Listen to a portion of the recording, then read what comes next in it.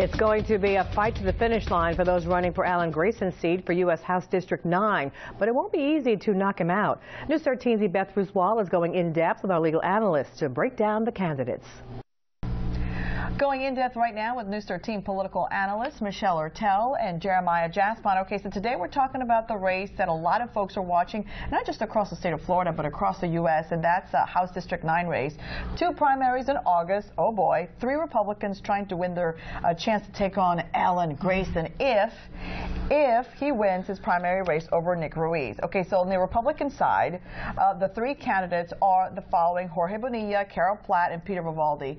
Who is in the best position to win that primary? Michelle, we'll start with you. If you ask Carol Platt, she'll say that it's her. She's supported by Jeb Bush. If you ask Jorge Bonilla, he'll say it's him. He's an ex-Marine, and he will have the Tea Party vote, and he will have the vote of the military. If you ask Peter Vivaldi, he'll tell you he hit 8,000 doors last week. It's going to be him, even though he's at the bottom of the totem pole. So I think everyone thinks that they're going to win this race.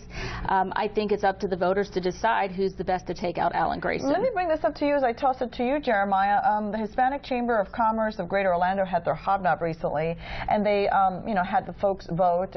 It was interesting to watch the dynamics and hear the chatter among the folks who were there. Will being the Hispanic play any role in this race? You've got Jorge Bonilla and Peter Vivaldi, who are Latinos. Yeah, well, first of all, I think it's a 2-person race. If you just look at the money, that tells me that Mr. Vivaldi has no chance. He hasn't raised very much money at all. So it comes down to Platt and Bonilla. This is a very Hispanic district. Bonilla has the distinct advantage, in my opinion. The problem for Mr. Bonilla is Ms. Platt has raised more money. But they're close. They're close enough to where I think the Hispanic last name is going to get him over the hump on primary election day. Unfortunately for him, he's going to go against Alan Grayson.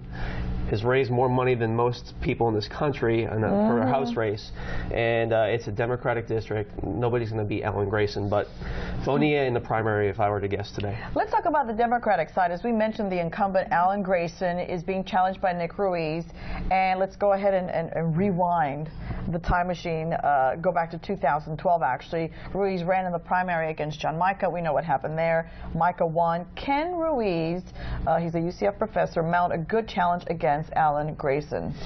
No. As he takes a deep breath.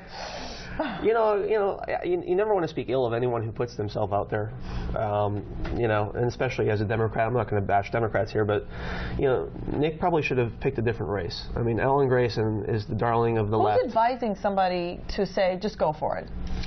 I don't think there's advisors per se with Mr. Ruiz. I think he wants to be in Congress. He keeps running. He keeps looking for a seat to win, and he just picked the wrong seat. I mean, nobody's going to beat Alan Grayson in that district. What are your thoughts on this one?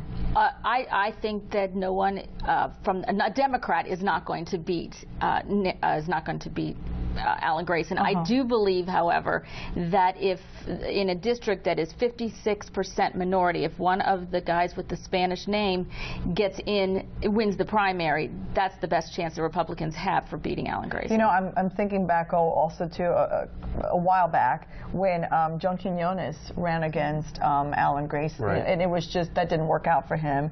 And then Todd Long was into that. But anyways, so yeah, a lot of people say it is a task of epic proportions to try and go up against Alan Grayson. Well, whoever goes up against him, I feel very sorry for, because Alan Grayson is going to just wipe them out. It's going to be, they're going to get thrown all over. Their mud is going to be slung, and they're not going to have any money to come back at Alan. Who wins in August and who wins in November? For the Republicans, Bonilla. And Grayson wins in November. How about for you? I wouldn't count Peter Vivaldi out. Peter Vivaldi has the support of about 1,000 congregations, pastors. He has been on the ground.